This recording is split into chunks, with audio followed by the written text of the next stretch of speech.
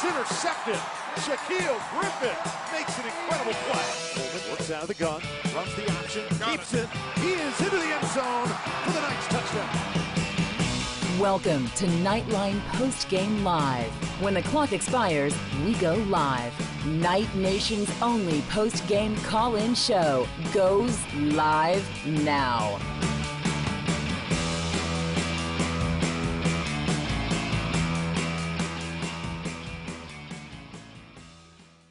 Hello, Knight Nation. This is Andrew Phegley coming to you from the 1148 studios. This is Knightline Post-Game Live. Well, we're not quite to the end of the game yet. We're in this weather delay, which is absolutely crazy.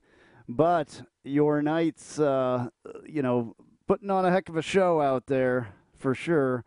I don't know, though. The defense, we've had quite a conversation on the defense there on Twitter. So what do you guys think about the defense and how they've played tonight? I'm not worried. I think that they're playing a little bit of a off defense. They're playing a zone defense. I think that's what's going on. I'm not worried about it. Your Knights lead 51-23, and I believe what would be very, very close to the start of the fourth quarter, or I don't know. I can't even remember what the time is on there because they're not showing it right now. So anyway, 4 seconds left in the third, I guess, is what it's going to be when they return. And Cincinnati's got a 4th and 12 waiting. So I should probably put this graphic up. There we go. That graphic will be up there now showing our phone number. I forgot to do that. It's not normal that we do this at home anymore or at the 1148 studios. So it's a little odd for me to be doing this here. Trace is not here. It's just me, so you guys can talk straight to me. So go ahead and call in 407-401-9184. We'll talk our way through this during this rain delay or weather delay. I guess lightning stops football games. I understand, I guess. I don't like it because any momentum that you've got goes away, kind of. So not a big fan of this kind of stuff. 407-401-9184, again, is the number, 407-401-9184. All right, well, I guess while I'm waiting for somebody to call here, we're going to talk a little bit about some stats going on. Some different players that we've really not seen very much. Definitely some guys tonight that we just haven't seen very much. So Marlon Williams being one of those guys, he busted off a run there early in the game. One carry he's got for 47 yards. Adrian Killens has 5 for 47 yards. So, that's nice to see a guy come out there and just do something a little crazy. I like it. Also, Taj McGowan, 7 for 26. Otis Anderson, 2 for 10. And Mackenzie Milton, 5 for 6 yards. Trylko Smith also ran the ball tonight, which was a little different.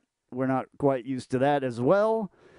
That was a very nice touchdown. Very, very smooth run. Took his time, and that was great to see him do that. So he's got 1 carry for 5 yards and a touchdown, his longest being 5 yards and his only being 5 yards. But Trylko Smith, on the other hand, 5 receptions for 165 yards. He's averaging 33.0 with 3 touchdowns, his longest being 79 yards.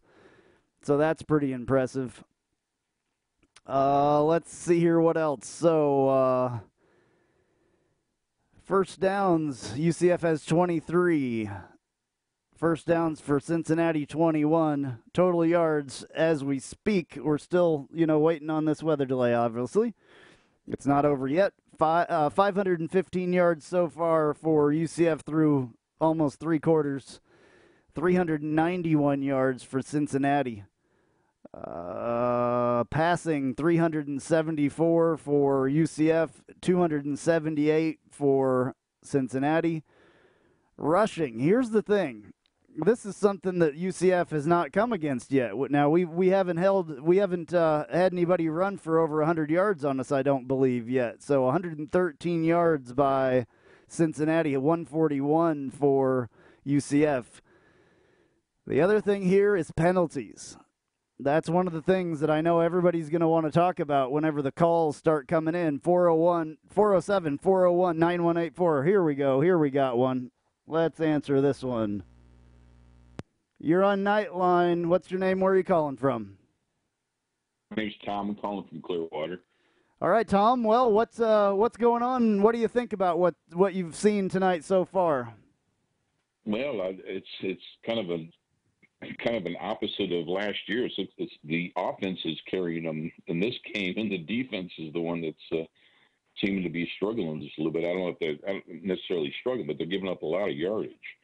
And anyway, it'd be nice to see them make some adjustments and tighten that up a little bit. But the offense has been incredible, just absolutely incredible. Yeah, you can. Traquan Smith can take a lot of the credit for that offense doing so well tonight. No Also Milton. I mean, Milton's having a wonderful game. So.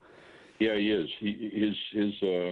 His passing seems to be getting more and more accurate. You know, as the season's going on. I'm not seeing the bad overthrows, and he's hitting guys in stride, especially tonight. You know, I mean, Traquan was a couple of those passes were just beautiful. I mean, right on the money. Absolutely, yeah. But, yeah, we all knew that. The defense. We all knew the that. Defense is not getting as much pressure as I'd like to see. On the quarterback, and he's pretty mobile. I mean, that's something that they're going to have to make adjustments to when they play a team like a USF, where they do have a very mobile quarterback, and I think this is going to be a good opportunity for them to fix some of that going into some of those games coming up later on the season. Yeah, absolutely. I hear what you're saying. I do believe that they're playing this really soft zone thing tonight, though, and it's a different defense than we've seen all year. And I don't, Coach Chenander must have seen something that he wanted to play this type of a defense. They're not rushing a lot. They're using only like a 3-man front. They're not having a lot of people up there. They'll rush every once in a while, but I almost feel like they're afraid of getting beat over the top, big time instead of, the small plays. And it's a bend and don't break defense as well, so it's just a different thing than we have seen, I believe. I'm not really worried about it. You worried about it? I mean, are you worried about No, I'm not. I'm not worried about it because obviously I'm not worried about it at all for this game, obviously, because the offense is just going to score. It seems like they're scoring every time they touch the ball. So, no, I'm not worried about it. But going forward, I would like to see them obviously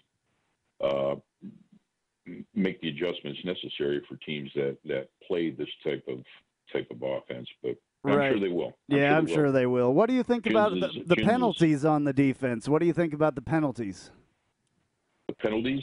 I've been concerned about some of the penalties last couple of weeks. The jumping off sides, man, has just been crazy, especially during that one series where I don't know how many there were in a row. It was kind of nuts, but fortunately they held them to a field goal, I think, in that series. But still, it's just giving them first downs, just keeping the chains moving. Yeah, maybe a little discipline there is needed, on that kind of stuff. Yeah. Maybe. I don't know what they make them do when somebody has a penalty for the Knights. Maybe they make them run extra after practice or something. I'm not sure.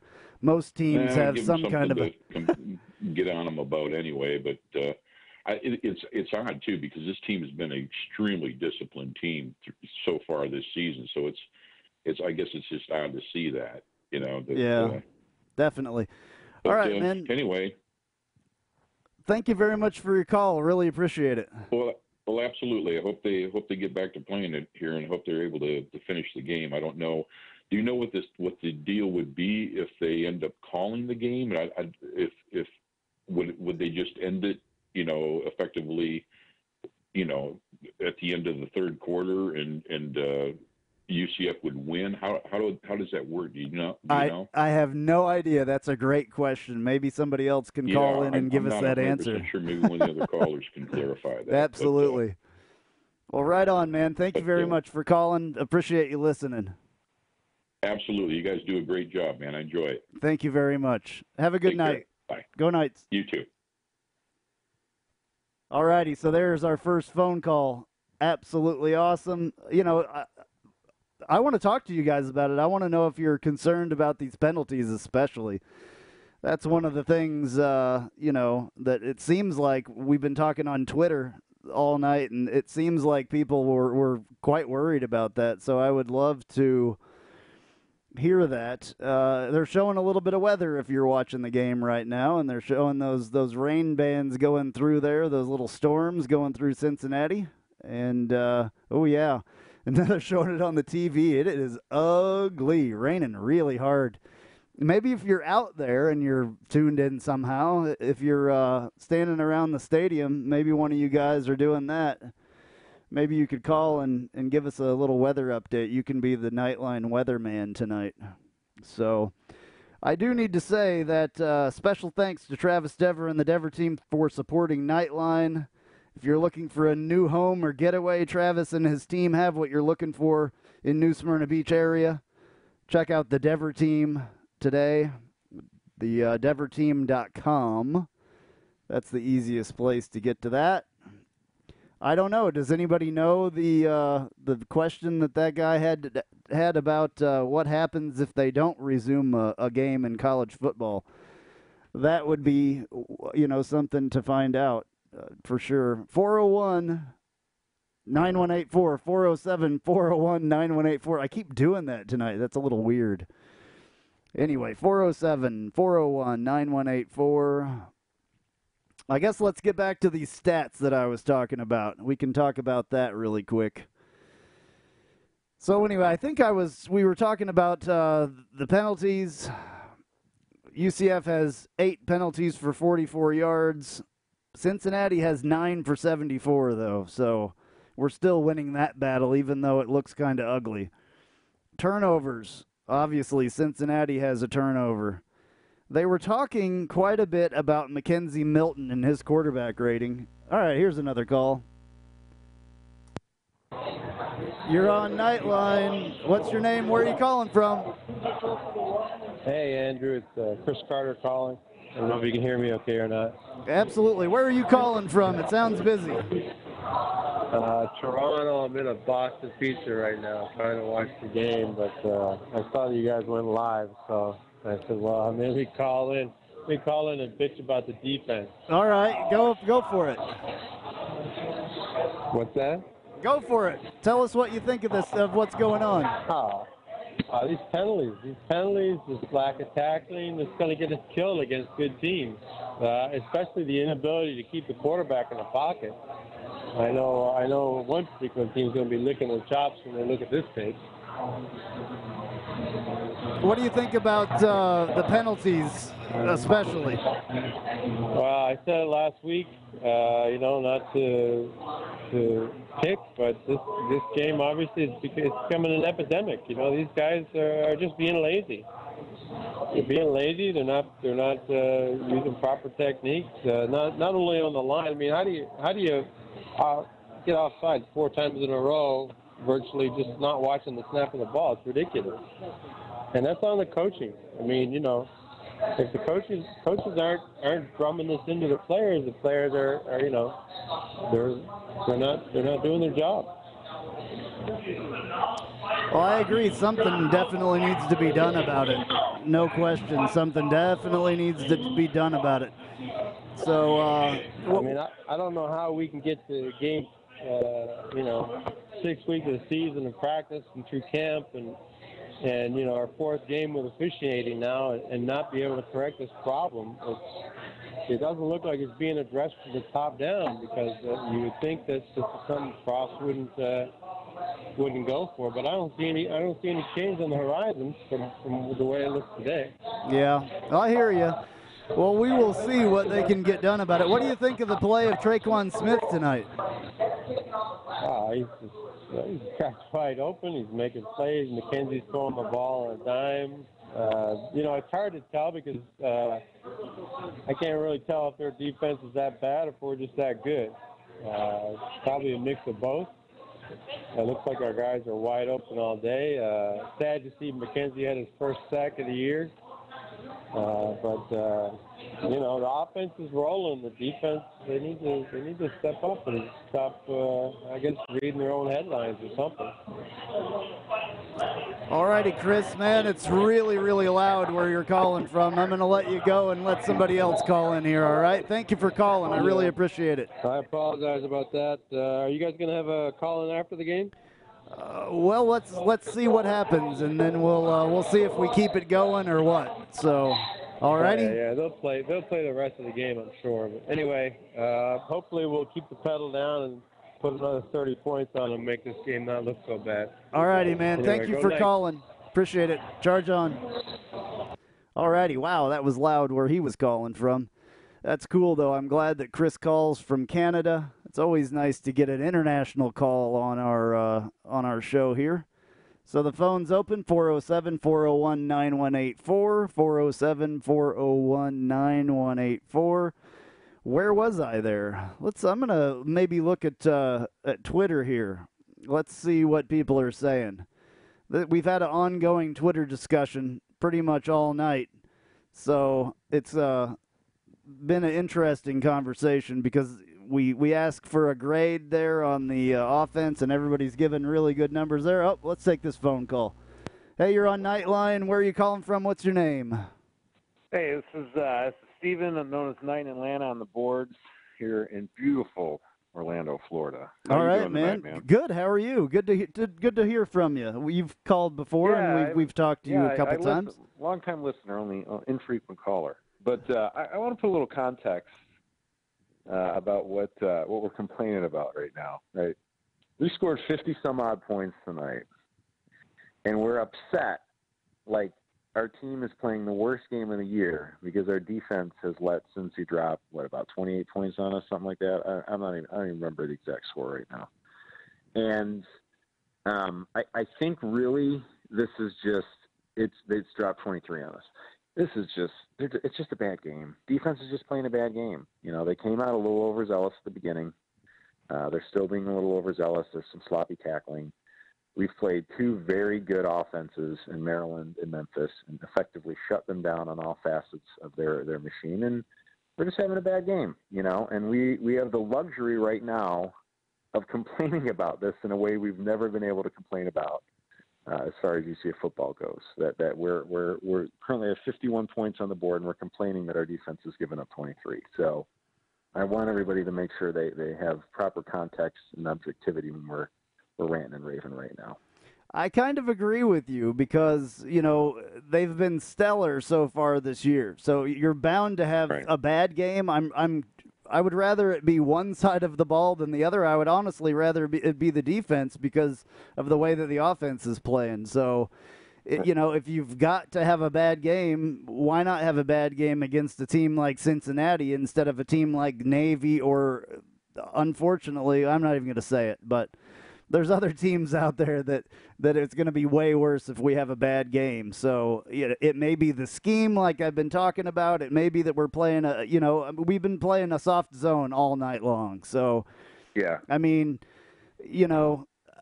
that's what I think it is personally. Moore is not a bad quarterback either. I know he was shell-shocked last year, but we got to remember what he's been capable of doing in the past.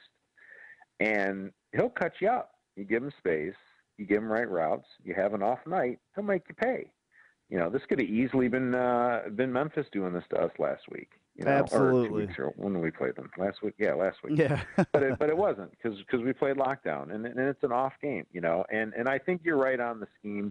We are playing differently. I don't know enough about how defense is run to be able to articulate what they're doing and why it's not working. But they're visually, to me, I can tell they're playing differently than we have before. We're being a lot more hyper-aggressive. We're pursuing to force turnovers and interceptions instead of containment. The tackling's slow because we're playing so fast off the edges. If we miss, then there's huge holes for them to get into space with short throws or even medium throws. And the yaks have been killing us with these 15, 20-yard dinks that then turn into 25, 30-yard gains. So it's been a weird scheme they've been running. They've adjusted a little in what we saw in the second half, but I think you're right. They're trying some different things against an offense they thought it would work against, and it didn't. And Chins will skin something up next week. If we see this 2-3 weeks in a row then that's a trend. But as of right now, I think this is just an outlier and just a bad night for the defense. Yeah, I don't think that that's going to happen. I don't think that you're going to see this, week after week. I think that what you've seen from the defense, so far in the games, obviously, if you saw the game last night that Memphis played, they scored 70 points. And we held them to what? What was it, 17 or 10? Or I don't even remember what it was, to be honest with you. Last week was a long time ago in a brain like mine. So, yeah, I mean, I'm not worried about it. No, I'm not either. And now if it happens again next week, and again, that's to my earlier point, Moore's a good quarterback. Cincinnati had a really rough year last year. But they're a better team than I think their record shows. They have some talent, and they're a couple, maybe a half season away from kind of putting it together.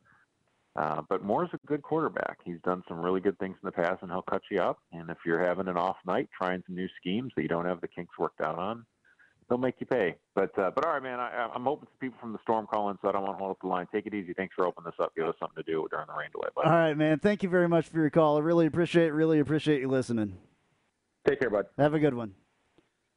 All right. Very, very cool to have people calling. I really appreciate the calls. I think it is absolutely awesome. I love doing this live stuff. I think that it's one of my favorite things to do for sure. So, yeah, hopefully they'll get this thing going again. I believe that here's another call. Hey, you're calling Knightline. Where are you calling from? What's your name? It's Scott. I'm calling from Stanford. Hey, Scott. What's going on, man? Not much. Listen, exciting game. Like everybody else, I'm a little disappointed with the defense tonight. When you've got games like East Carolina and Navy on the schedule, you hate to see the lack of discipline that's being played on that side of the ball, but we'll see if we can get that fixed in the last couple of weeks. But one of the things I wanted to talk about is something I'm very encouraged about that's been trending this season that used to be sort of a mainstay disappointment I used to have under the O'Leary era is we used to come out of the gates in the third quarter really flat under George O'Leary. I remember being at games consistently complaining about how we've spent 25 minutes in the locker room, we come out really, really flat. But this past 3 weeks, if you've noticed, we've scored coming right out of the gates on the second half opening possession, which I think is a good trend, particularly when you kind of let a team like Cincinnati stay in the game a little bit tonight. You come out and you score that first touchdown to kind of extend the lead to 28. So I'm liking that part of the Scott Frost era and excited to see that there's something going on in the locker room that's resonating with the players because I just remember the last couple of years under O'Leary, that just was not happening. Yeah, no, I agree. That's a big deal, and it should be like that. So it is nice to see them get a jump and really get going fast. I mean, this whole thing is supposed to be fast. That's what I want fast, is scoring fast. Right. And if we had, last year, if we had a couple of the scores on some of those closer games coming right out of the gate, we probably would have swung our record a little bit more. I particularly think about the Temple game. I think we came out of that game pretty flat. I was at that game last year. But I'm pretty encouraged that, I know you guys have been talking about it on the podcast, the discipline of this team. I get a little worried about these penalties, and I agree with one of the callers who just called a few minutes ago. Those are the kind of things that are going to creep up on us on games that are going to be a little bit tougher than the Cincinnati Bearcats, the USFs of the world. And I really don't care what East Carolina's record is. Every time we play East Carolina, it's like the Super Bowl to them. So as these games start getting more important, and especially if it leads to us moving up in the top 25, we're going to have to clean some of that stuff up. You don't certainly like to see the high percentage third down conversions that happened tonight, though, especially when they were mostly third and long. Hey, Scott, it's Trace, just joining Andrew in the studio. Hey, Trace. Hey there, you there? I'm just jumping in. I know the penalties are probably bothering you as much as they are me. Do you think it's correctable, in the words of George O'Leary? Well, I think that goes to what I was just talking to Andrew about regarding whatever adjustments are being made during halftime. I'm very encouraged about whatever the coaches do talk to this team about, resonating with the players. You know, you come out, you're on the road, in a conference game, you're on the road against a Big Ten opponent, and I realize Maryland's not the greatest Big Ten opponent of everybody that is in that conference, but they did put 51 up on Texas. You come out of the gates against Memphis, who just put up 63 last night, and you score points right after halftime. I think that's really important, and I really think that discourages your opponents. You know, you're up by 21 at half. Your opponent knows they need a stop, because if they can get a stop and get a quick score, they're back in the game, right? Well, then you score a touchdown tonight. You extend it to 28, and essentially what happened is people started to leave the stadium, and you start losing your crowd. And those things are really, really important if you're going to continue to make statements in our conference as now a top 25 ranked team. All right, Scott, thank you very much. Go ahead, I'm sorry. No, and I think a lot of that has to do with whatever this coaching staff's doing. It's certainly resonating with the players, a lot more so than, say, the last 2 or 3 years of the O'Leary era. Absolutely. Yep, you're totally right. Thank you for calling, Scott. We really appreciate it. All right, thanks, guys. Have a good one. Night. Charge on. All right, Trace. Trace is here. How about that? What do you think? Knightline. I know. In-game live. In-game live. You're going to need music for that. Well, this is a live break, I guess. I don't know. Well, I've been a Twittering fool tonight for someone that's not so comfortable posting. Man, you're doing a great job. You are doing a great job. I wish I could do as good as the offense and Mackenzie Milton have been doing. Unbelievable. What? Unbelievable. Yeah. Did you see the one post I said where I went, was it a month or so ago when the sky was falling and Mackenzie had to go? Oh, there's a call. Here we go. Hey, you're on Knightline. What's your name? Where are you calling from? This is one of your longtime listeners, Jessica from Maryland. Hey, Jessica, how you doing? Good.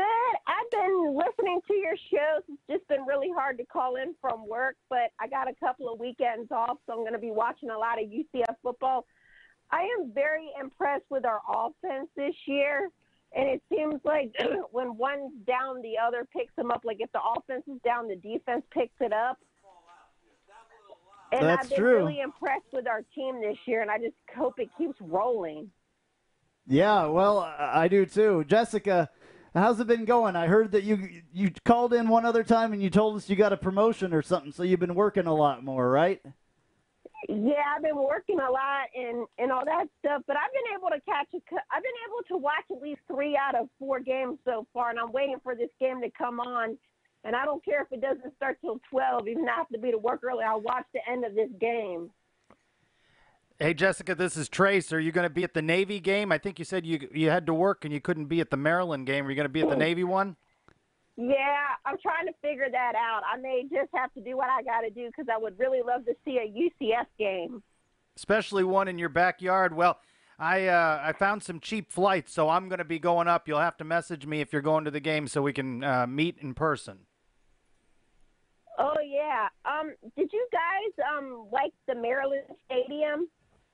It wasn't bad. It was a nice little stadium. I mean, yeah, it was a little older. You know, there wasn't a lot of amenities there and stuff. You know, but it was decent. You know, I think that place could be great when there's a really good crowd there. There wasn't a great crowd. I think there was more UCF people there than there were Maryland fans at one point. Oh, yeah, I know all the Maryland fans, as soon as I went back to work, because I had a week off from work, after I went back to work a couple of days ago, all the Maryland fans ran away from me. They're like, oh, you told us you were going to beat us. Like her laugh there. Yeah, that didn't happen. So that's awesome. Hey, Jessica, thank you very much for calling. We really appreciate it. It's good to hear from you. You're welcome. You too, and I'll listen to your show tomorrow. Thank you so much. All righty. Take it easy. You too. Bye. Bye. All right, man, I love it when Jessica calls. And she always likes things we post on Facebook and replies to things as well. We have very few female fans that call, and, you know, I'm sure there's some that listen. We have Twitter followers and all that, and I know that parents listen and stuff like that. I know there's some player moms that are listening. So it's just cool, though. I love that we have diversity. We have people calling from Canada. We have people calling from all over the place. I got in my car and heard Chris. Yeah, So, yeah, absolutely. Mackenzie Milton, 14 of 17, 325 yards, 4 touchdowns, but the 1 sack. 2, actually. Oh, 2? Is it 2 now? It's 2, I missed yeah. one there. Hey, you're on Knightline. What's your name? Where are you calling from?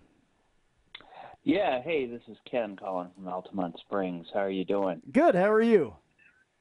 I'm doing very well.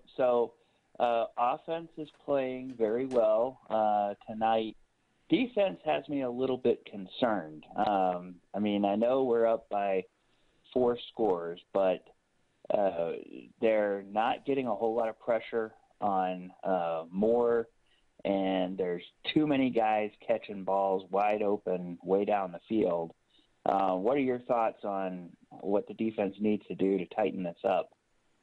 Trace, you want to take that one? Well, I'm not, the sky is falling. I'm worried about the defense, especially with how well they've played through the early part of the season. But I am a little concerned with how soft they've been at times. The tackling, I agree with you. And got to go back to that. It's bugged me for several weeks, the number of penalties. I just think that those sorts of things, if you don't make inroads on them, they end up costing you in a close game. And UCF had a lot of close games it was on the wrong side of last year. So I'm not overly concerned, and I especially like, that we will have opportunity to feast on East Carolina for homecoming.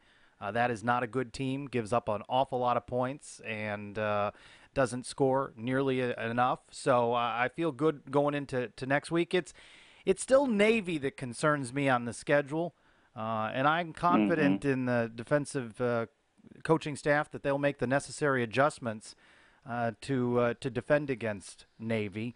But that is what concerns me, just looking ahead. You don't want to look ahead. You got to get through this Cincinnati game if and when it ever comes on again, and then East Carolina at home. But I still think Navy's a problem, and Houston took care of SMU tonight, but that looms as a tough road game. I still see 3 games on the schedule: the Navy game, SMU game, and the Cows in that season finale. That will be tough challenges for UCF. So I'm not overly concerned about the defense, but I don't think they've put forth their best effort, and the offense has certainly shined tonight. Well, yeah, okay, good. Navy does concern me as well, mainly with that triple option. A lot of teams, you kind of know their primary playmakers and what they really like to do, but the way Navy schemes and the way they are coached, they seem like they can give you one look and go about 6 different ways out of it, and it's really hard to figure out what they're going to do from one play to the next.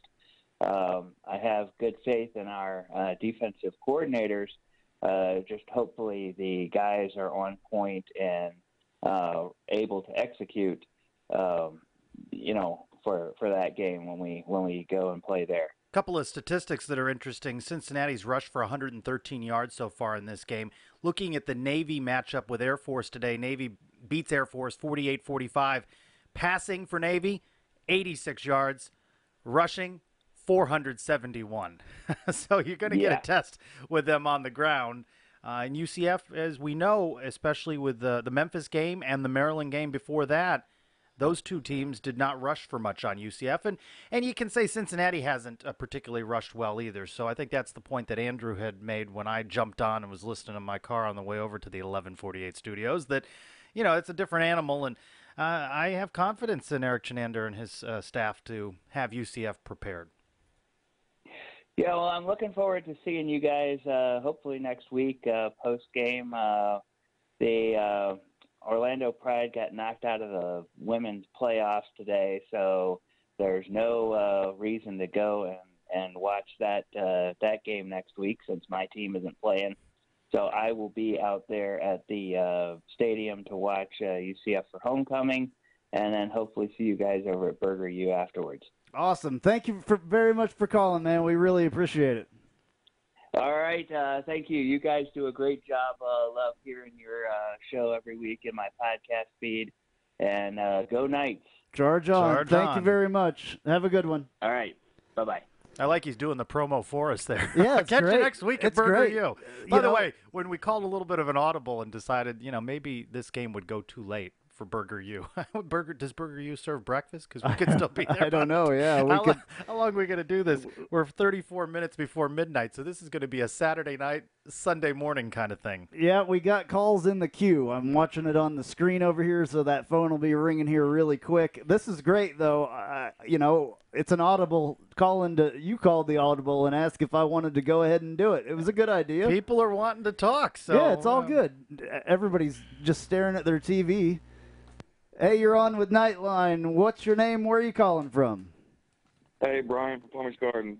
All right, man. Brian, what's up tonight? What are you thinking? Hey, I'm thinking that the defense can't take all the blame. We're scoring so fast that the time of possession is killing us. They're up 28 minutes to our 16 minutes. That is absolutely 100% true. Absolutely. I'm glad that somebody said that. I did post that on Twitter. I said, UCF fast is not helping the defense Absolutely. tonight. It doesn't help at all when we score in one play. The defense has to go back out there. These guys have to be tired. At least they're getting a break, but unfortunately both teams are getting a break. That's one thing you have to think about. Yeah, the good thing is that the rain's probably helping our defense right now if we get back out there. But then all the other stats are kind of the same. 23 first downs, they're 21.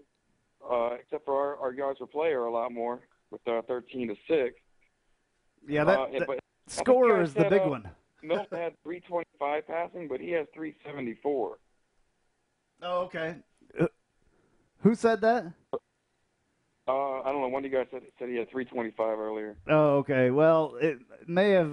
Milton 16 of 19 for 374. Hayden Moore's 23 of 40 for 278. I may have looked at it wrong. That may have been me when I first started this deal tonight, and I was a little nervous still. I could have been reading the wrong. I'm dyslexic sometimes, so maybe I saw that. The other thing is I have to look under or over my glasses to see my phone, so the eyes aren't as good as they used to be. But thank you very much for that. It's all good, man. Sometimes we make mistakes. Thanks for calling, man. Yeah, thanks. Overall, I'm happy with how we're playing tonight anyway. Awesome. Thank you for calling, and thank you for listening. Really appreciate it. Bye-bye. All right, we got more in the queue. It's beautiful. I love it. I want somebody to call from the stadium. They probably don't know that we're on, though, so who knows? Maybe there's no... I was looking at the radar, by the way. How long do you think this is going to last? I don't know, but behind this little, squall or whatever you call it, it's clear sailing after that. So... who knows? What are we going to do? Are we going to continue? Are we just going to continue doing this when the game starts back up? How about we call until it keeps blinking? We could call the game, blinking. I guess. Oh, here's Kevin Reese. Hey, Kevin, what's going on tonight? I don't even have to ask your name because I know who's calling. Yes, how you guys doing? This is Kevin. Good. How are you? Yeah, I was just sorry I got in here late because I couldn't find the link. Chris or somebody, that gentleman there, he gave us the link for your site here, which was really nice. So a lot of us are jumping on board here now. But you need to bookmark that because it's always the same, Kevin. I was looking at the weather.com, and the way it doesn't look like things will clear up till almost 1 o'clock in the morning, you guys. Oh, wow. It's 11:30 as we're talking now. That could be a while. Right. I mean, it looks like there's two major fronts going through there. One now, and then as soon as that one moves past, another one is immediately another band of really bright red, looks like lightning type hit type stuff is falling right behind it, and that thing doesn't get through till, like I said, 1 o'clock. I wonder what how their status is. I wonder if they will do something like just call the game and just award us the the victory or something like that, or do you think they'll try to go till 1 o'clock in the morning? I don't know what the NCAA rules on that. Somebody needs to look that up. Have you ever had this? I mean, you've been watching UCF football for a very, very long time. Have you ever seen anything like this happen before? Well, years ago you'd play through some of the lightning, but so it started. I think maybe about 20 years ago that they made people quit lightning, and we had some. Like at the Citrus Bowl, I remember one time we were at a thing where they had everybody go underneath, but I think it was only like about a half-hour delay or something like that. But this looks like it could be, like I say, that would be almost a 2-hour delay. And can you imagine playing a football game at 1 o'clock in the morning? Well, for some people, I don't think it would be that bad. I would kind of enjoy it. I'm a night person, so. But well, yeah, you have to think I'm about. Retired, so I'm gonna stay up and watch it for sure.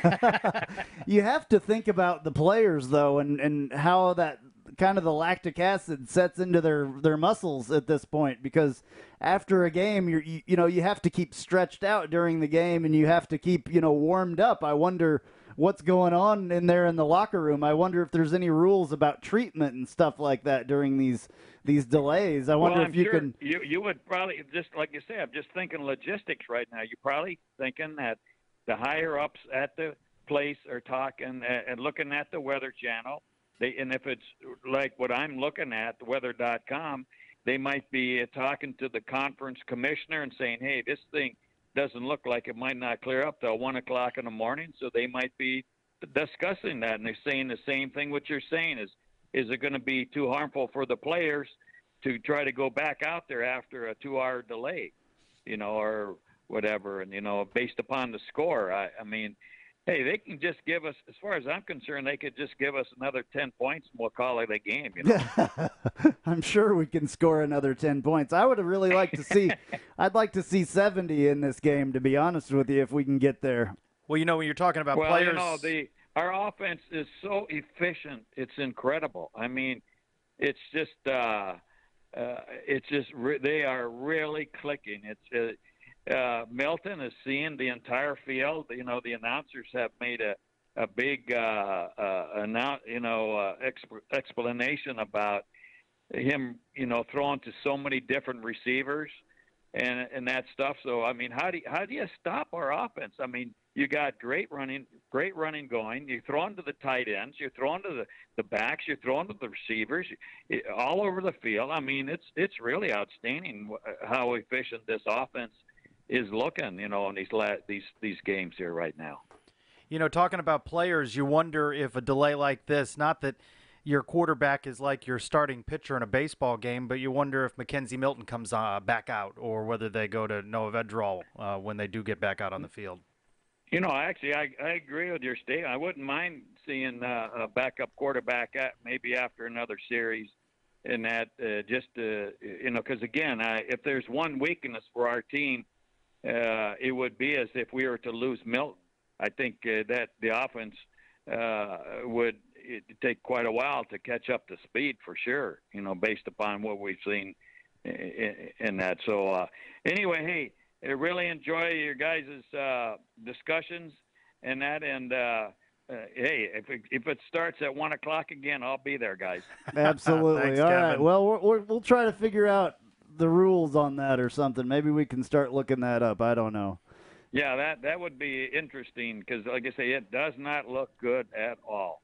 All righty. Thanks, Kevin. We really appreciate it. By the way, before I get off, hey, how about how many all these games today? Oklahoma lost, Michigan lost, the Gators lost.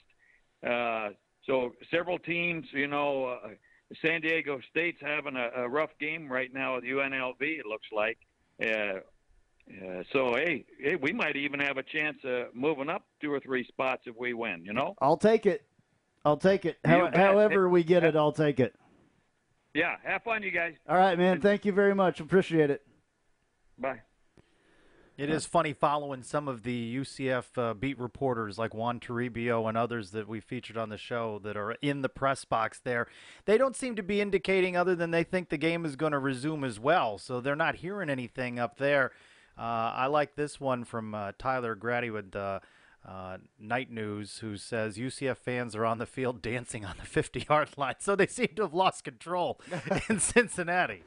Well, they're keeping warm, I guess, if they're on the field. You know, it says, I'm looking at AccuWeather here, and I don't know if anybody has the AccuWeather app, and they're not a sponsor, but, we may start giving some weather updates here, especially now. It says in the next 30 minutes the rain is going to end. What time is it right now? 11:36. It says it's going to stop by 12:05 for about 20 minutes. It says, and then it's going to start back up, and then it's going to go, like Kevin said, until about 1:05. Well, is it as much the rain as the lightning? That's your real challenge, it's the lightning, but I don't know. I mean, I would love if somebody knows the rules here. Please give us a call. And if you've ever seen something like this happen, I've never been involved with something like this. In my 4 years of playing football, I never stopped because of lightning. All right, so here's one from the Cincinnati Enquirer's sports reporter who just posted. The word here for now is that we will wait this out. So teams are still in the locker room, so there's no move to call it. I mean, certainly. I don't think it would be a good idea to call it. I mean, there just becomes a point in the evening when it gets to be too late. Right, but there'd be another asterisk, and we don't need we don't need asterisks. We don't need that because look, the season is going very well. We're about to be 4-0 for the first time in many, many years. I think it was in the 80s at some point, to be honest with you, since we were 4-0. I don't remember that. I'll have to look, maybe see if I can find it. So 407-401-9184. I don't know how long we're going to do this. I don't either. we're going to sit here. We're here. And we're going to watch the game when it resumes, and we're just going to banter in real time, maybe. I don't know how exciting that'll be to listen to. Yeah, I think we're probably a little bit delayed, so I don't know how that would work. I guess we can react to it when it starts back up. I don't know how long we'll do this as well, but trying to get a hold of some people that are there to call in. Somebody's calling my cell phone, and that is not the number, folks. I've been bantering back and forth with Carson Engel, and he is there. So he's messaged me, what's the number? So I just sent him the number. Well, maybe that was who that was. That could there's have your been. Call right there. Maybe that's Carson. This is Carson. Hey, Carson, what's going on? All right, that sounds good. The fans are still excited. Carson, are you there? Hey, how you guys doing? I am literally in the bowels of Nippert Stadium right now, so if the signal's a little off, I apologize, but kind of a surreal scene here for sure right now. What do the bowels of Nippert Stadium look like? Are they clean? Yeah, they're fairly clean. I'll tell you what, this is a tremendous venue for college football. I mean, I can't tell you, everyone that I've talked to that's been up here for this game is just so impressed with Cincinnati's stadium and their hospitality. What a tremendous venue for college football. Obviously, it's a little small. It seats about 40,000 people, but just such a great environment and a great stadium when you're in it. It's something that, I hope that maybe even as Danny White, as we see him kind of sitting in the end zone, I hope he's maybe kind of taken some notes on some things that maybe you could bring from here and put it in Spectrum Stadium. All right. Well, I mean, it's definitely a historic place. It's been around I think it's the second oldest in the United States in college football. You might have to roll that back on me there. I heard you, but I had trouble hearing what you were trying to say there. I think that Nippert Stadium is one of the oldest stadiums in college football, so they've done some upgrades, but it's nice, huh? It looks good.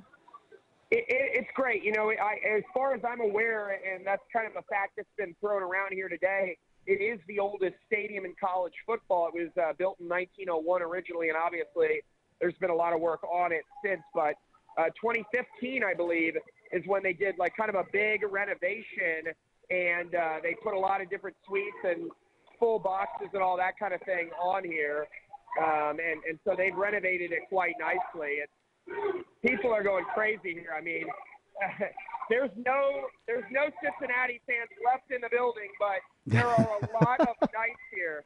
So it's another UCF takeover. Because the chants are pretty loud. So it's another UCF takeover, huh? It has been, and what is so impressive, and it's one of those moments where, I got a lot of flack if people follow me on Twitter. Oh, we may have lost. I'm trying to hear what they're saying right now. They're saying something about.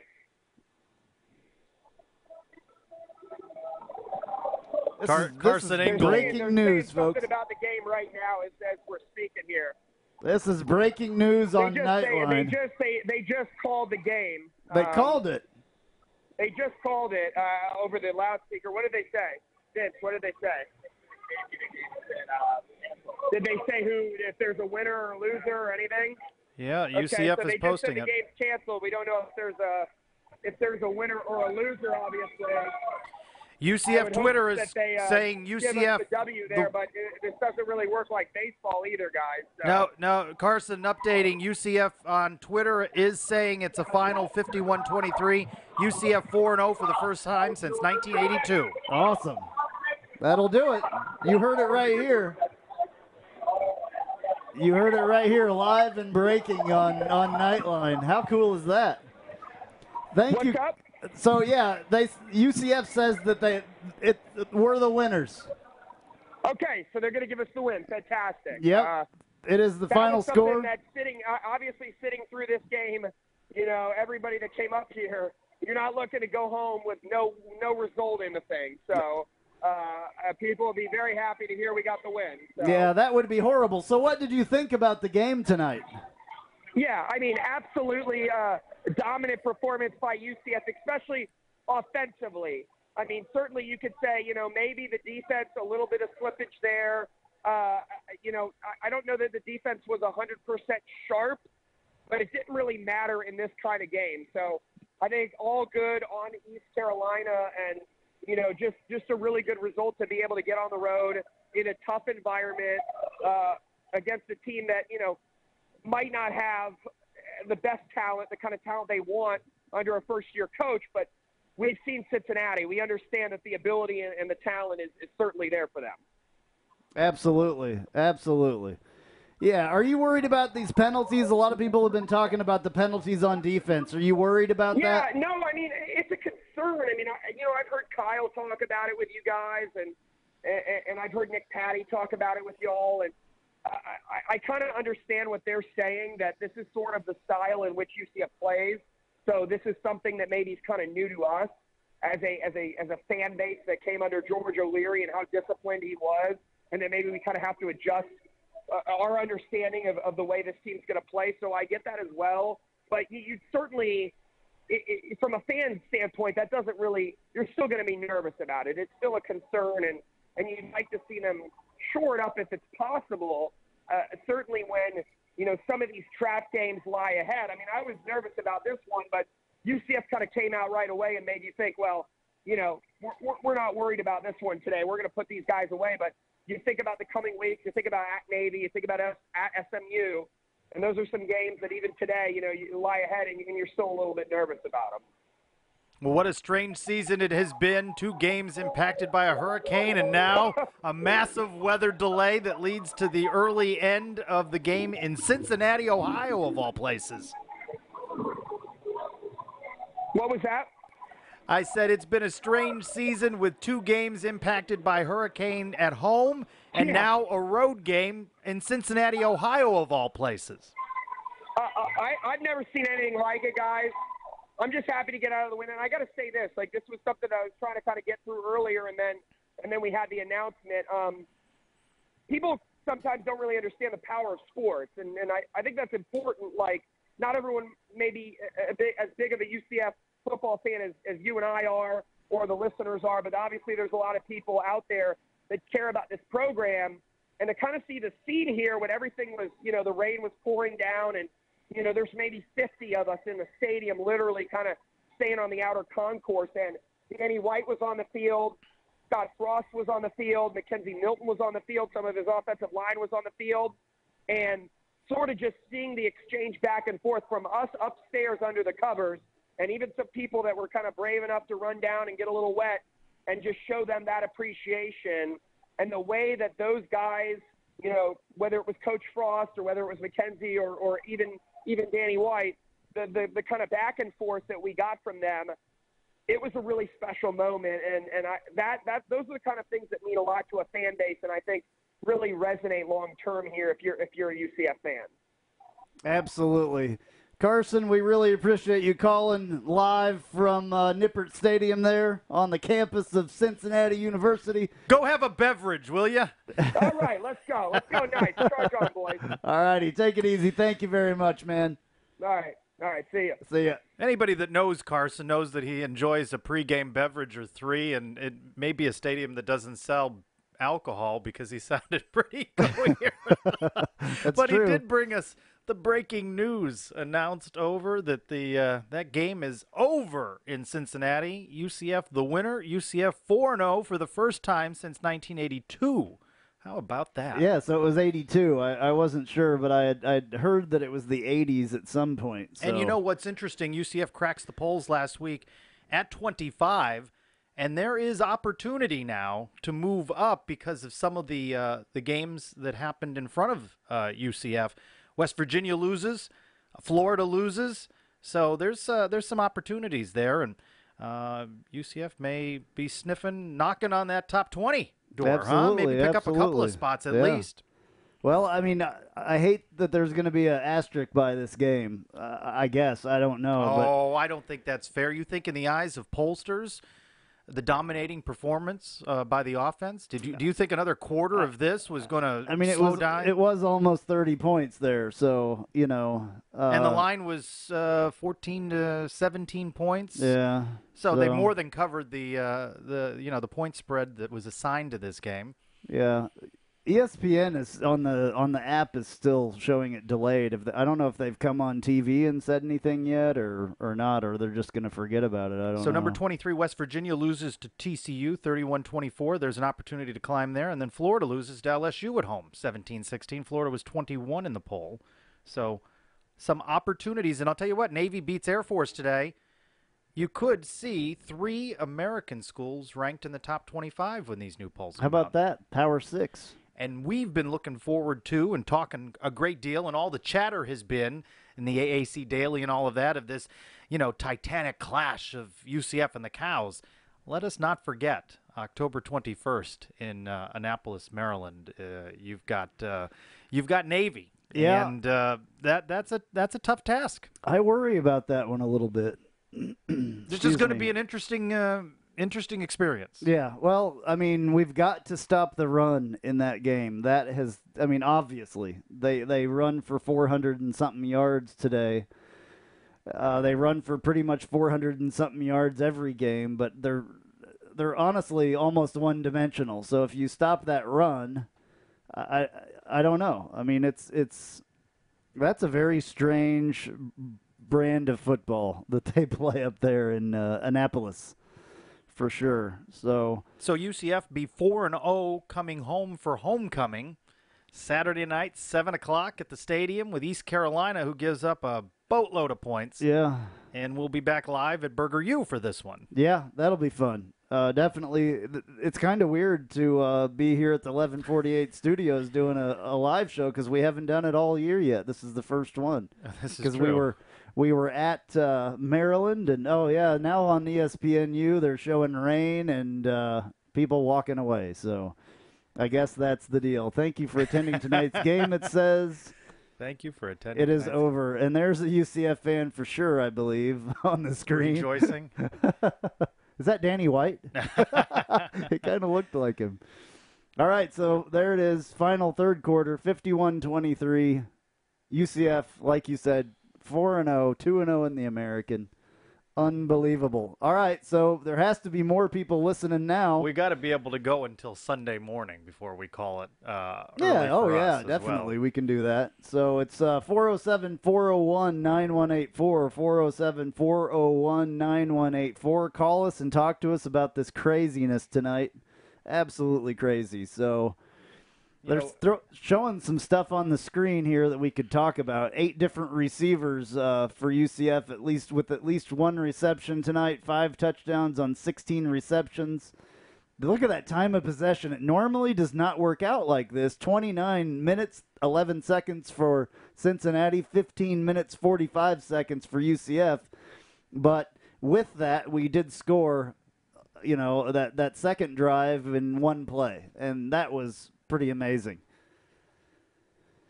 Certainly. And there's some UCF fans and well represented here tonight. For everybody who went to that game, they had a ball tonight, didn't they? They got to see an offensive explosion by UCF. I love that that's flashing on the scoreboard there. Tonight's game has gone final. Thank you for attending.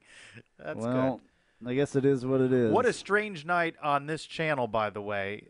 UCF's game was joined in progress because of a 7 overtime MAC game. 7 overtime, yeah. Can you? I don't care what game it is. When they're in the 7th overtime, I had it on my tablet. Record. I put UCF on the tablet, but I had to keep watching this. Right. 7 overtime. I think it was 8. It was 7. 7 is the. Yeah, I thought it an ended SEC in game 7. had 8. Oh, I don't know.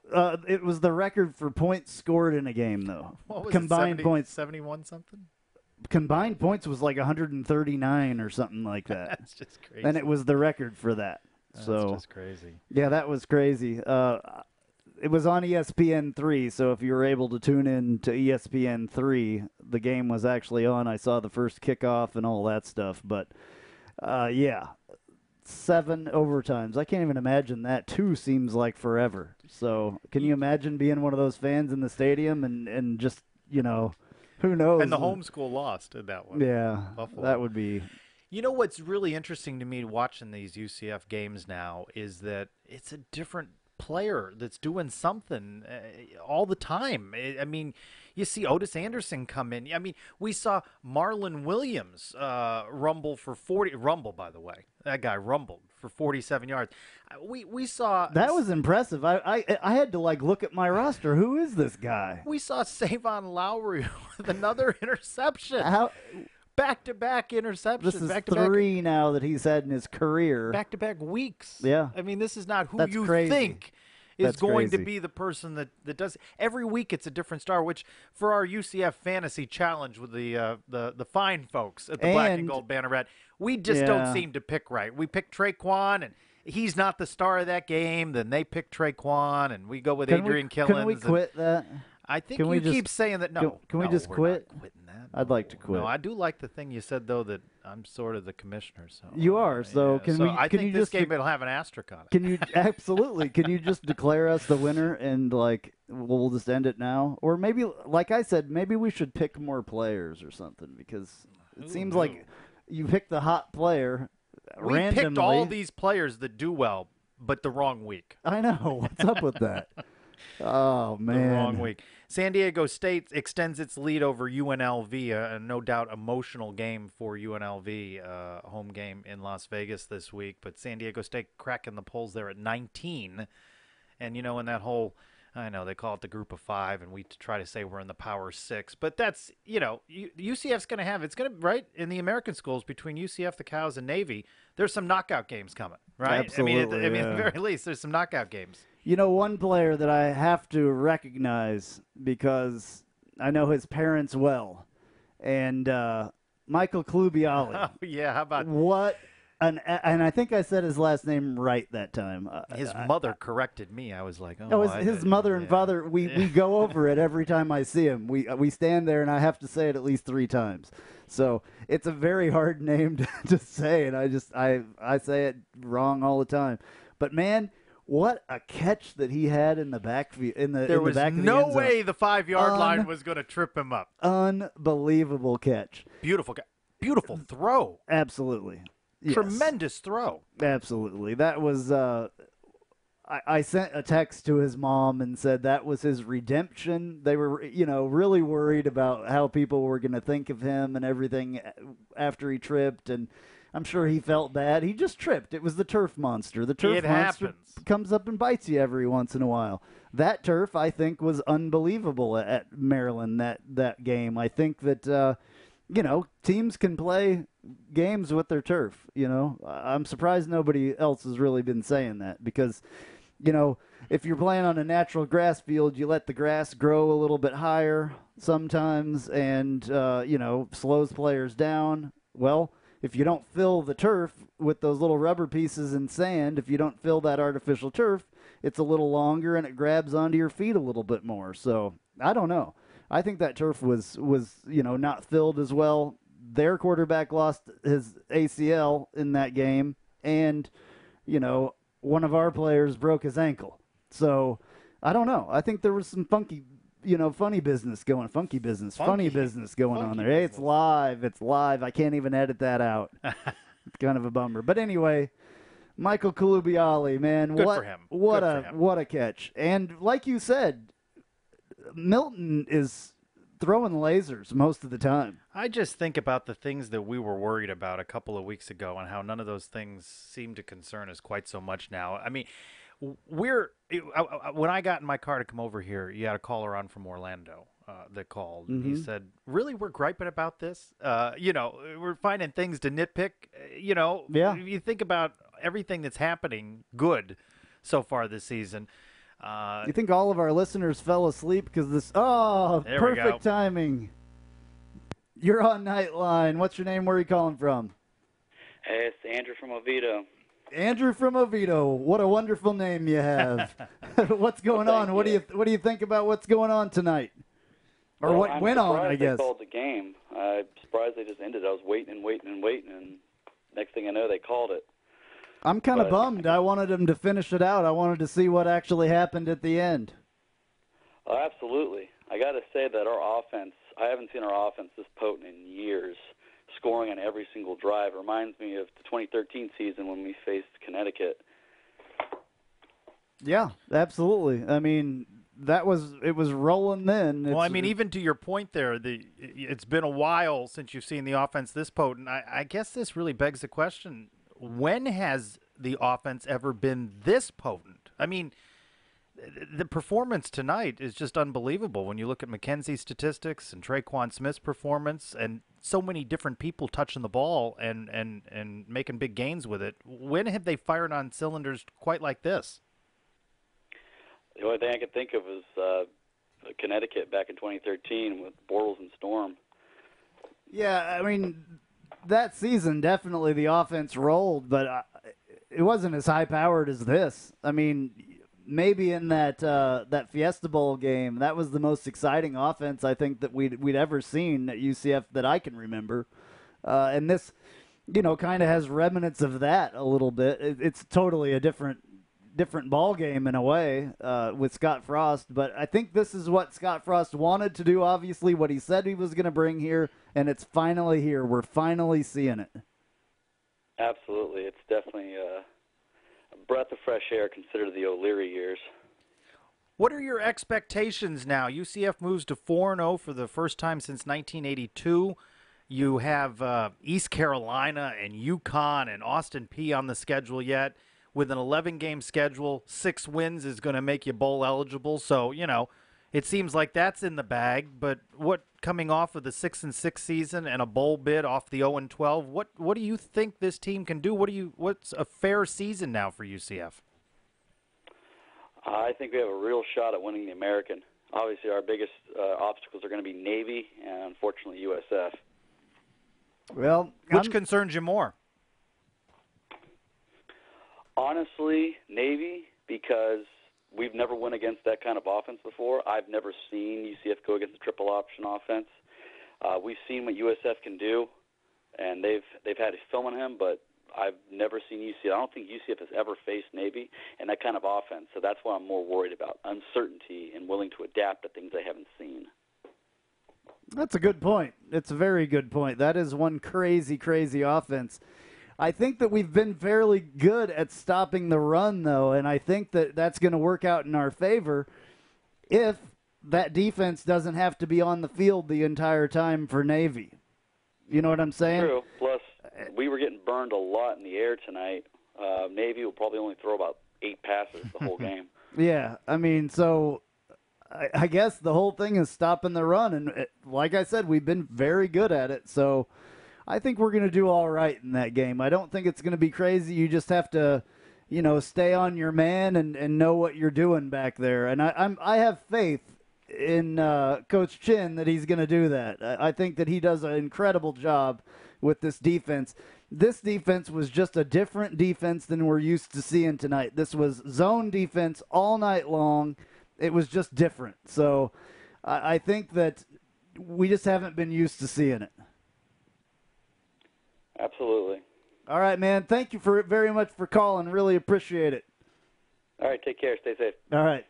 All right, well, time enough for Ryan Held to Twitter. Running back coach at UCF has posted on his Twitter, great win on the road, tons to improve on, keep grinding, #4-0. Well, but let's bring up this point. We've talked about it a little bit tonight, that UCF scores so quickly. It doesn't look like it's raining anymore. No, this is. I'm watching the replay. Oh, you're watching. now. I thought you had Scott Frost post game. No, that would be awesome. I wish we could get that live, but so UCF scores so fast that it puts the defense back on the field quickly. Absolutely. Right? And against the Navy attack, and I'm not trying to look past East Carolina, but that's the big sights set right now. Navy, which we're always clamoring for that ESPN game day from somewhere. That might not be a bad place for it. Navy. Oh, absolutely. Navy or I mean, the real one for game day, if you're going to do it, would be Black Friday.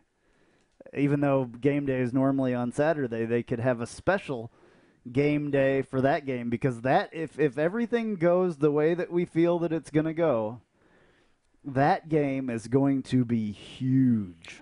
You got to take what the defense gives you, but let's go back a week. UCF had a 17-play opening drive, right? Yep. That consumed, in this offense, 7-8 minutes? Yeah. You wonder if they need to do more of that. And I'll tell you what, when we get to the point of having an insider from Navy, we know they gave up 45 today to Air Force. And you know that Navy can score, and they put up 48. The question is, can they do anything to slow UCF down? Can UCF go on a 17-play drive against Navy, or will UCF score in 2 plays again? Yeah. Well, you never know.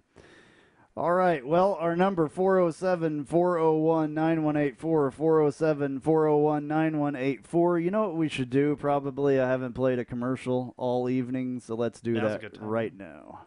Hey, this is Travis Dever, Kai's Real Estate, the Dever team, New Smyrna Beach. Your source for real estate and everything else, New Smyrna Beach. Proud sponsor of Knightline and Knightline Postgame Live. Call me anytime at 386-690-1636. That's 386-690-1636. Let me show you my hometown, New Smyrna Beach, UCF's favorite beach. Go Knights and charge on.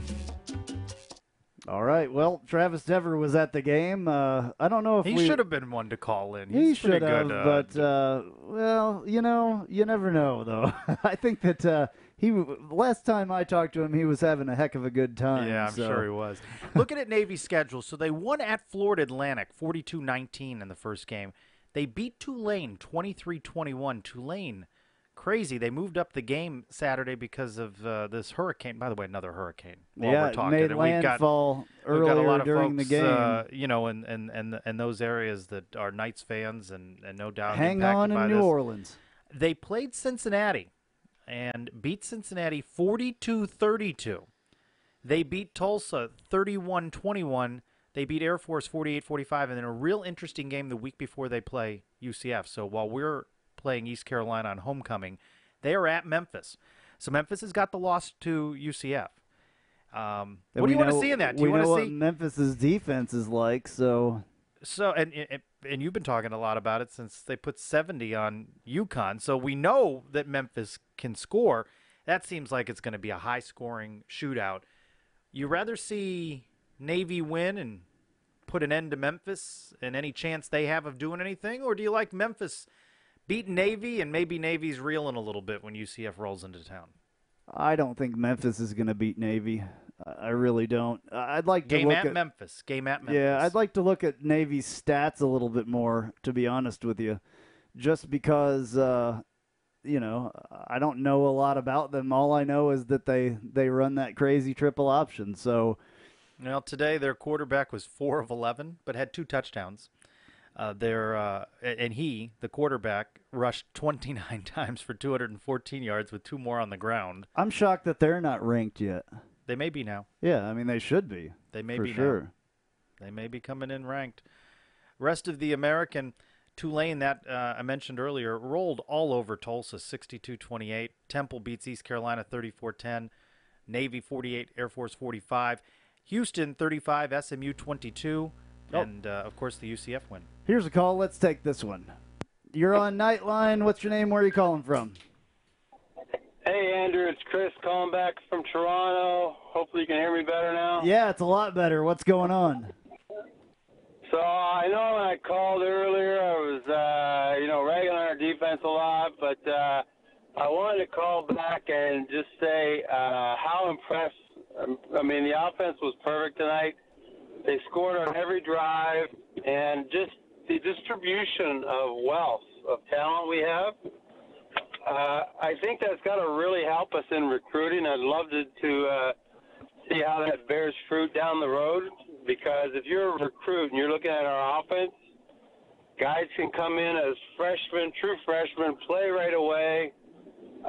It doesn't matter if you're 7th on the depth chart, you're going to get a chance to get the ball and make plays. So just want to know what your guys' thoughts were on that, because I think it really bodes well for our future. And I want to see, I know we had like 60 recruits the last game against Memphis, and hopefully somebody like Juan Taribo, you can get somebody on there, like on the show, and maybe find out how our recruiting's going.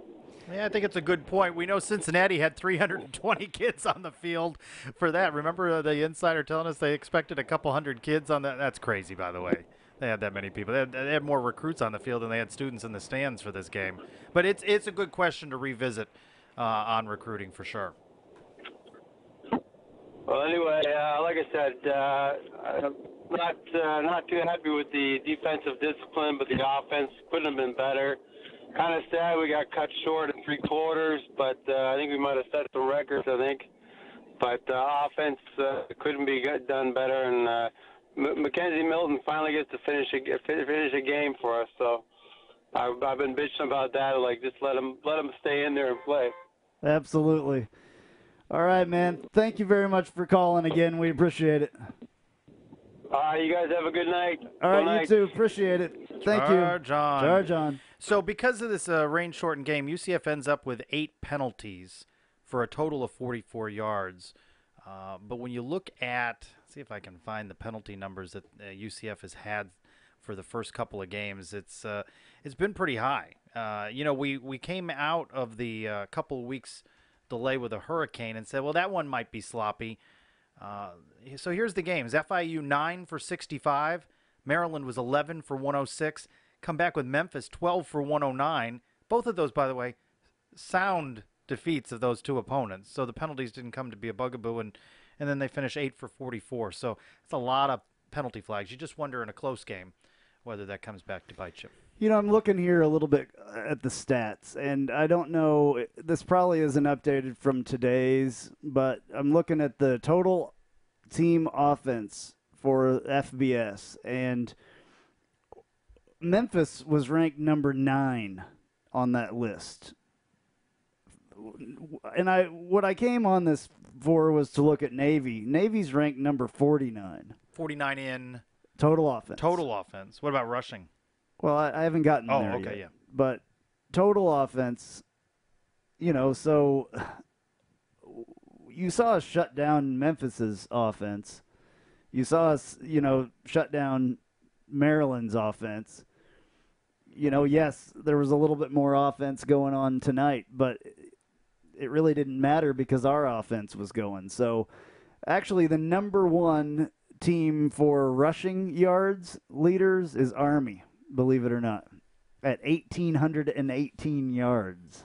That's crazy. Navy is close behind with 1,600 yards. Then Georgia Tech, who also runs an option. Then Alabama, and then South Florida, unfortunately. Boo. Or moo. That's good. We needed to put that in there. So, we've seen teams that can put up the offensive numbers. We've played a couple of those teams. I don't know if we have to be that horribly worried about Navy because they're so one-dimensional. I don't know. I think it's part of the UCF fan DNA to be a little nervous, though. Oh, absolutely. I mean, at least my DNA. I get nervous watching these games. I don't want to get overconfident. You know, even when we were talking about the Cincinnati game, and I think we spoke about it, either we spoke or the Insider or something, and I said, you know, in years past, there was always this game UCF would go on the road favored to win or, you know, stub their toe and not come away with a win. And, you know, I didn't think that was going to happen tonight, certainly, but it still makes me nervous. It can happen at any time. Unfortunately, it can happen at absolutely any time. Well, look at the upsets in college football just this weekend. Iowa State goes in and beats Oklahoma, which they never do. So it just makes me nervous, you know. Yep. Well, as far as total team defense, I'm looking at stats again. UCF was number 3. We'll see where they go with this one. Just put up a few more yards got put up on them today than normal. So I still think that offense or that defense is shock and awe. I will still say that that's what they do. They just didn't do it as much tonight, and I would love to. I'd love to hear what Coach Janader would say about the defense tonight. So hopefully there'll be some kind of interview in the next week with him. You know, if somebody ask him if we should worry. Is this something that is different? I don't think that it is. I just think that it was the game plan for tonight, and they did it. So earlier, by the way, we said that first time since 1982, and I was reading that off Twitter, but that's not right. By the way, UCF 82 is not the right year to compare on that. Really? UCF 82. I'm looking at the online at the media guide here. UCF was 0-10 in 1982, so they weren't setting any records for 4 wins. So let me keep. Really? Yeah, and that was I can't remember now. And that was UCF that put that information out? Yeah, I think that was UCF, and I wonder who had their fingers on the Twitter. They were a little happy. I see 1988. UCF, that's what it was. I think UCF it was 88. Started 5-0 in 1988, finished the season 6-5, but they opened up 5-0. All right. Well, that seems a little bit better. Yeah, I'm going year by year here, so it was certainly not 82. Well, that was an offer. We sure got a lot of offers, don't we? What's with that? Well, hopefully there won't be any more, because that was a bad time for sure.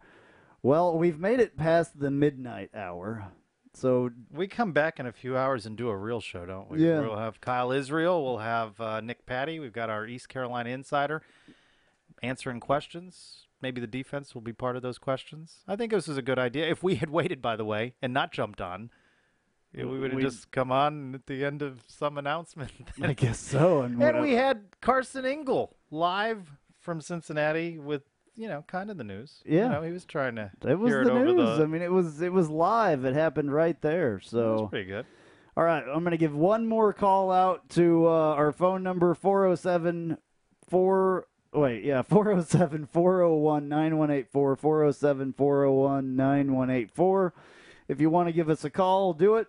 And otherwise, I don't know. I don't even know how long we've been on here. Unfortunately, I don't have a clock on this thing that I'm broadcasting with. Well, it's got to be more than an hour since that delay came. I would think so. Yeah. But I bet a lot of people have hung it up for the night and are going to bed or drinking. I don't know what they're doing. So let's do one more commercial, and we'll see what's going on. Maybe somebody will give us a call.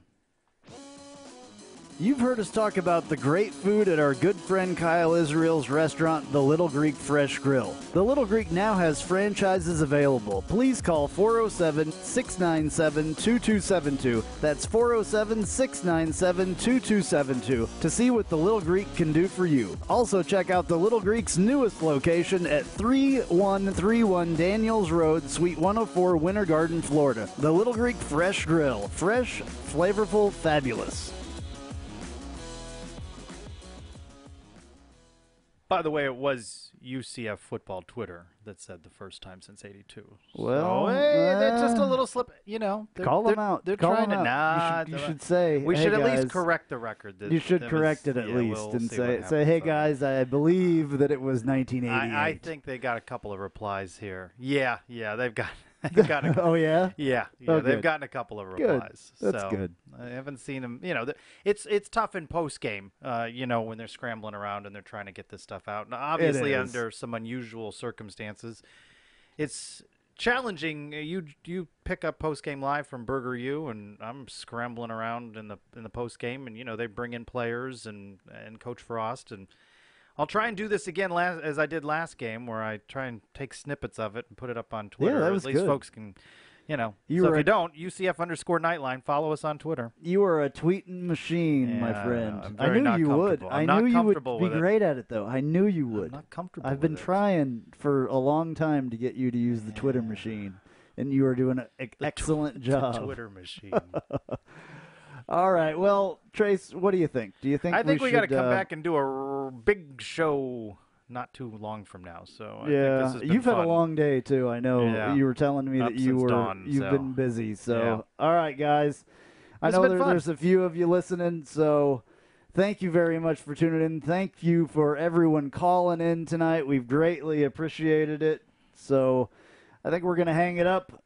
I'm Andrew Phegley. I'm Trace Trylko. Go Knights! Charge on.